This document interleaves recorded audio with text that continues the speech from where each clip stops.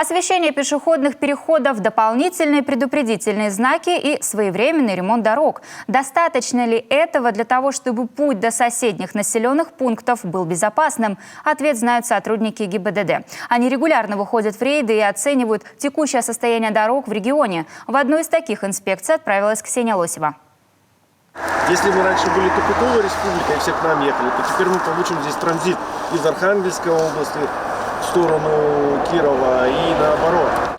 Дорога, соединяющая Коми и Архангельскую область, на протяжении нескольких лет вызывала немало недовольств со стороны автолюбителей. Ямы, колейность, неровное покрытие, недостаток указательных знаков. Путешествие в соседние регионы нередко сопровождалось отнюдь не самыми радостными эмоциями.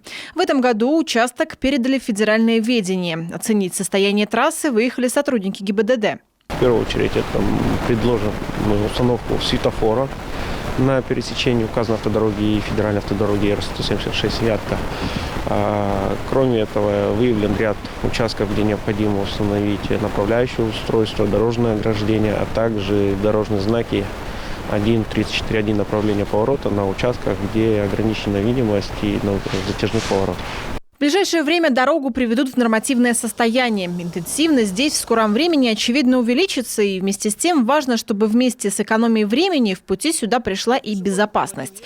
ГИБДД совместно с Росавтодором планирует проработать как первоначальные, так и перспективные мероприятия, направленные на повышение безопасности всех участников дорожного движения. На местах это сотрудники дорожного надзора, Госавтоинспекции Республики Коми.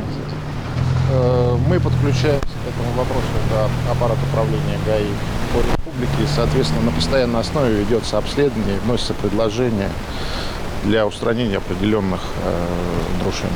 К слову, такая работа ведется не только на этом участке. Летом сотрудники ГИБДД выезжают по федеральной автодороге в сторону Кирова, смотрят ее состояние, анализируют необходимость установки дополнительных дорожных знаков.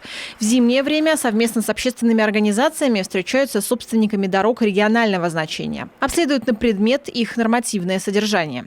Ксения Лосева, Олег Жуковский, телеканал Юркан.